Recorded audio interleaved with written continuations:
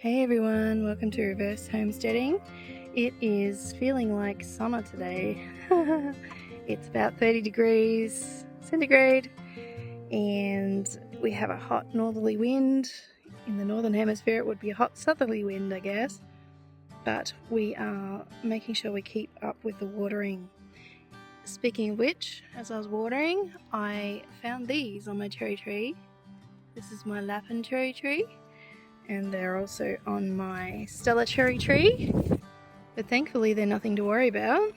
They are extra floral nectaries, which sounds really weird, but what they basically are is glands on the cherry tree leaf stems which secrete nectar, so ants can come and feed off there, but so can aphids. So you just have to make sure if you see ants, watch out for aphids, deal with that if it happens, but it may not. It's just a way that the tree uses to purge its sap to make sure that it's all doing what it should be doing. I don't think it means that the plant is actually sick. It's just a mechanism in its immune system, I guess. So yeah, if you see these on your cherry tree, make sure they're not aphids, but these are normal on Stellas or Lapins or any kind of cherry tree that you would eat the cherries from. So that's good to know. A little update on what's growing in my mini DIY greenhouse. Some of these are a little bit floppy because I've just watered them. It's coriander. It's not actually too leggy. I think it's pretty good. And they're the slippery silk beans. Swan River daisies are doing really well. Still got some little fungus gnats. We do have an okra up. Okra? That funny little thing in the middle there. And let's see what else.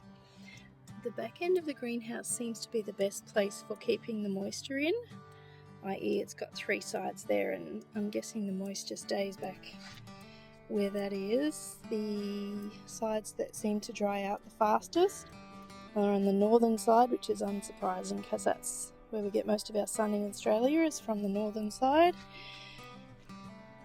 And these ones down here, I believe, are yarrow. They're in a bee and butterfly mix. And yeah, again, they're a bit heavy because I just watered them. But they seem to be going alright.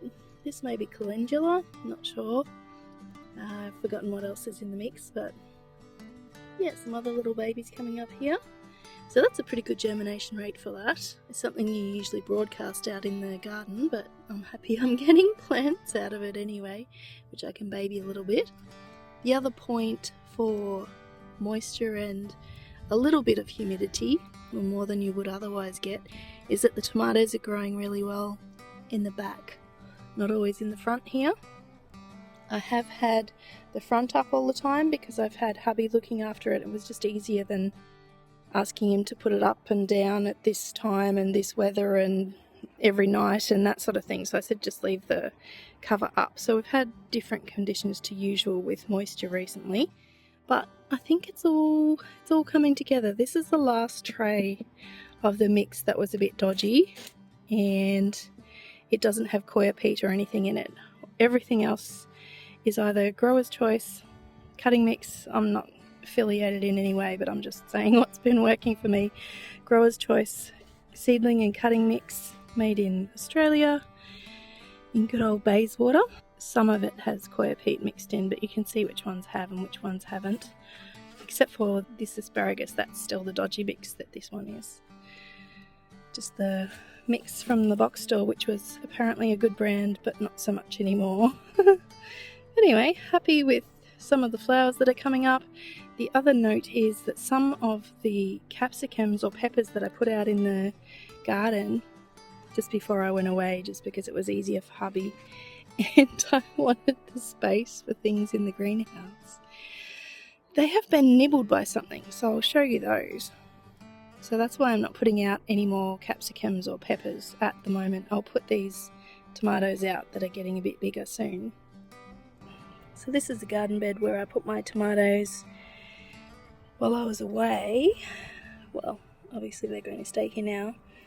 Have been eaten by something, not entirely sure what. Looks like some sort of sap sucking nibbling thing. Can't see anything. Maybe aphids, but they usually stick around if they're there. So let me know if you know, but I think slugs or snails have also had a go. So that snacking pepper or capsicum has lost half of its original leaf. I probably shouldn't have put that one out, it was a bit young. And you can see that mini bok choy out there is a little poorly, it's got hardly any leaf left. So we know something's in this bed nibbling things, so I might put a bit of attractant or bait out and see what I can get.